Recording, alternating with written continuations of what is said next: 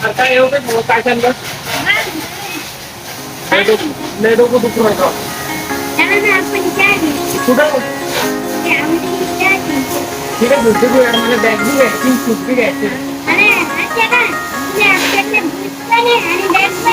बरं तुम्ही म्हणते तसं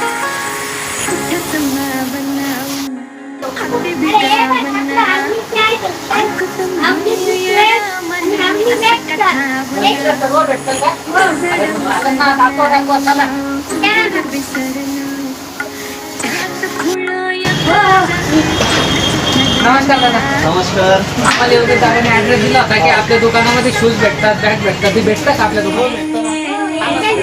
क्वालिटी एकच नंबर बरं का